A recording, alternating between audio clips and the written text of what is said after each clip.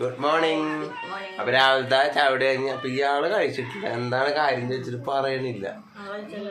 എന്ത് കഴിച്ച്? അത് കൊച്ചു കഴിച്ചാണ് കേട്ടാ. എന്റെ പാത്രത്തിനൊന്ന് കാണിക്കണ കാണണ ഞാൻ കഴിച്ചിട്ടില്ല. സംഭവം എന്താന്ന് മോള് എന്താണ് വിഷമിച്ചിരിക്കണെന്ന് പറഞ്ഞു കഴിഞ്ഞാൽ നോക്കൂ സാധനം ഞാൻ മേടിച്ചു തരാം. പറ ഒരു സാധനം ഞാൻ മേടിച്ചു തരാം. ഇനി പറ.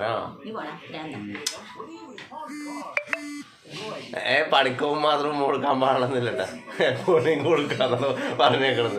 ഇപ്പൊ ഒരു പുതിയ നിയമം ഒന്നുണ്ടല്ല, ഉമ്മ കൊടുത്തു കഴിഞ്ഞാൽ ആയുസ് കൂടുന്നു. അല്ല കുഞ്ഞാ ഇപ്പറം വാ, ഇപ്പറം വാ, ഇവിടെ വാ, പുറകിൽ വാ, ചെറ പുറകിൽ വാ, അന്നേരം കാണുള്ളൂ. ഒരു സാധനം മേടിച്ചത് ആ മൊബൈൽ എടുത്ത് കാണിച്ചു കൊടുത്ത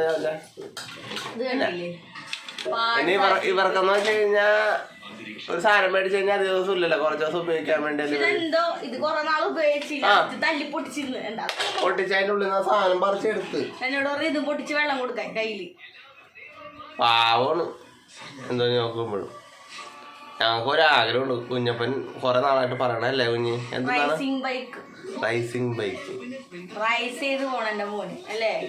അച്ഛൻ വണ്ടി ഓടിച്ചിട്ട് പോകുമ്പോ അച്ഛനോട് പറയാൻ പറഞ്ഞാണ്.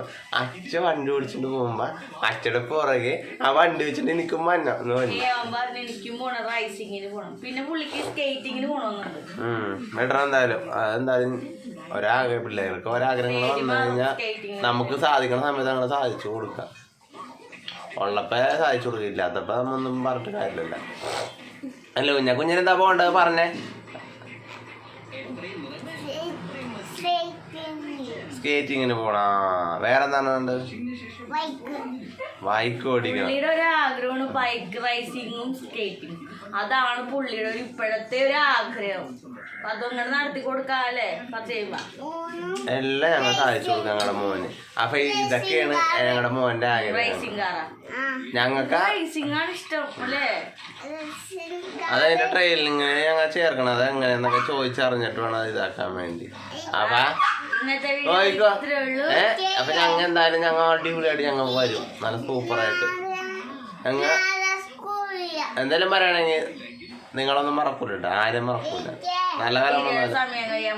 അപ്പൊ എല്ലാവർക്കും ബൈ.